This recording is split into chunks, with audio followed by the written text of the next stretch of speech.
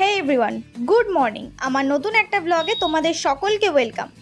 তো বেরিয়ে পড়েছি আমি নতুন একটা যাত্রার উদ্দেশ্যে। পথেই দেখতে পাই সুন্দর একটা কালী প্রতিমা। এবারের কালী পুজোটা অন্যবারের কালী পুজোর থেকে অনেকটা বেশি স্পেশাল, তাই একটু ভেবেছি যে অন্য জায়গায় গিয়ে সেলিব্রেট করব।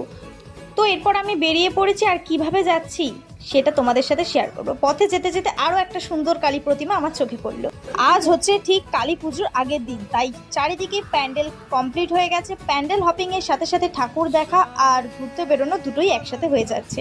পরে আমি বাসে উঠে পড়েছিলাম, আর বাসে উঠে চারিদিকের ভিউটা এনজয় করছিলাম। তো আমার সাথে সাথে তোমরাও একটু ভিউটা এনজয় করে নাও। দেখতে দেখতে আর ঘুমোতে ঘুমোতে কখন যে আমি শক্তিগড় পৌঁছে গেছি আমি নিজেই জানি না। তো শক্তিগড় মানে তোমার আমার সবার প্রিয় ল্যাংচা। এই জন্য এখানে অনেক ধরনের ল্যাংচা পাওয়া যায়, মিহিদানার থেকে শুরু করে সমস্ত রকমের মিষ্টি তোমরা এখানে পেয়ে যাবে। তো ফাইনালি শক্তিগড়ে বাসটা দাঁড়িয়েছিল, আর সেখানে কিনে নিয়েছিলাম আমি একটা সুন্দর পাঁপড়। সেই খেতে খেতেই আমি পৌঁছে গেছিলাম সিটি সেন্টার। তো সিটি সেন্টারের কাছেই এই সুন্দর একটা ভিউ দেখতে পাই, আর সুন্দর ভিউ ক্লিপ নেবো না তা কি কখনো হয়, তাই ছোট্ট সুন্দর একটা সিনেমাটিক ভিডিও নিয়েছিলাম। পর সিটি সেন্টার ছেড়ে আমরা পৌঁছে যাচ্ছিলাম দুর্গাপুরের পথে। তো যেতে যেতে এখানে একটা খুব ভালো নদীর সাথে পরিচয় হয়। জানি না আমি নদীটার নাম কি, তাও দেখতে ভালো লাগছিল বলে ক্লিপটা নিয়েছিলাম।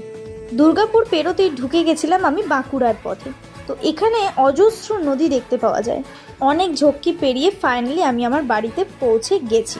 তো আজকের ভিডিওটা এই পর্যন্তই। ভালো লাগলে লাইক, কমেন্ট, শেয়ার করতে ভুলবে না। দেখা হচ্ছে পরবর্তী কোনো ভিডিওতে।